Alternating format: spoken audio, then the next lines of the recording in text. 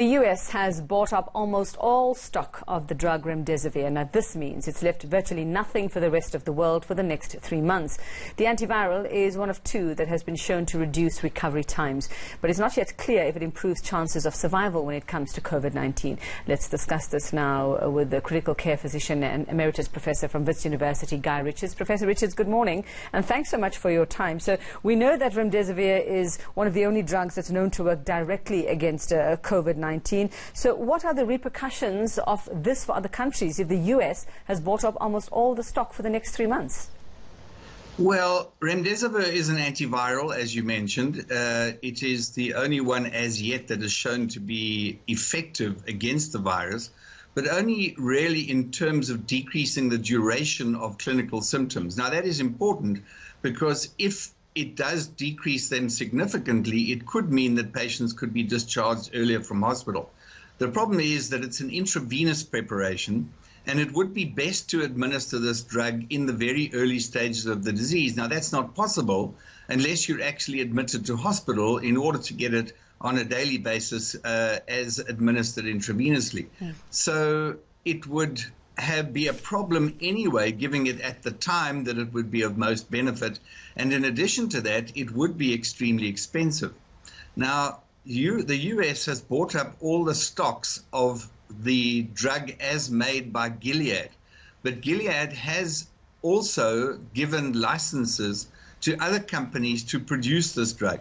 And we have a South African company, Cipla, that will be producing this drug, and we will have the drug or access to the drug, or should have access to the drug within the next 2 weeks or so. The problem is it's going to be very expensive. And will we use, or can we balance the cost of the drug against decreasing the duration of clinical symptoms? So when you say it's going to be more expensive, is the cost going to go up because of the actions of the US and the US buying out the stocks, and now other companies, like you say, Cipla here, will be able to manufacture it? Or is it expensive anyway, regardless of whether they've done this or not? No, it's expensive anyway, and the cost that we would access it, which hasn't yet been fully determined, would be significantly less than that of the drug in the US. So it is much more expensive there than it would be here. All right, so if you say it's going to take, we'll probably be able to get our hands on it in the next 2 weeks or so. I mean, we can see that a day sometimes is enough to see infections just get out of control and spread like wildfire. So in a way, they might have actually left the world in a bit of a tight, the rest of the world in a bit of a tight spot here by their actions. Yeah, it's possible, except that Gilead has, in fact, given these licenses for other companies to produce the drug. So if they are produced in large amounts in countries such as India, then access should be available to other countries relatively soon.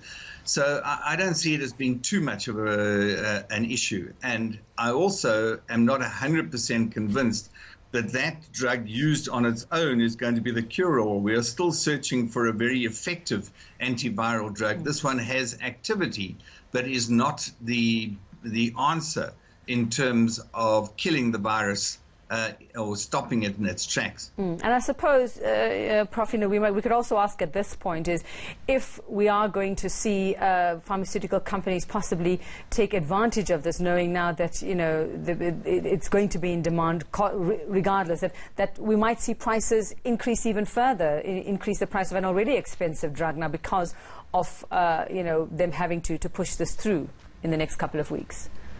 Look, I think that that's possible, but in general, the pharmaceutical companies have come to the party with regard to access to drugs that could be of benefit in this situation.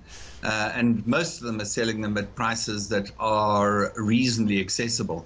Unfortunately, this is the new drug, and new drugs always cost a lot in terms of their manufacture. So we will be seeing relatively high costs regardless. The big answer we're waiting for, of course, is the vaccine. And vaccines are going to be produced in very large amounts when they are ready. Mm. and at low cost as well. And I'm just looking at articles about this and just sentiment expressed out there, and there's some critics questioning now, raising questions about whether the US is being prioritized over other countries when it comes to the supply of, well, this drug and maybe other vital drugs in the fight against coronavirus, considering the sort of touchy relationship that it has with the World Health Organization as well, and just kind of doing its own thing at the moment when it comes to dealing with this pandemic. Yeah, I think that's certainly possible. The U.S.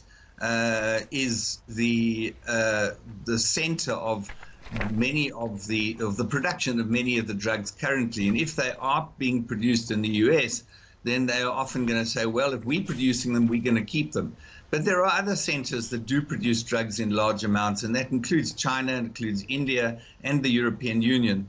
And I would think that access to all of those drugs would be available to all of us relatively soon, given the large number of countries that also manufacture drugs as well. Okay, so no one's terribly compromised by this at the moment, is the bottom line? I don't think so. I don't think that there's going to be a major problem. And I haven't seen that there's been a huge uproar in the rest of the world with regard to this as well, because for the same reason I've given, that it is not the be-all and end-all of antiviral drugs. It has some efficacy, but it certainly isn't going to cure everybody who happens to get severe disease. All right, thanks very much, Professor Guy Richards. There's still to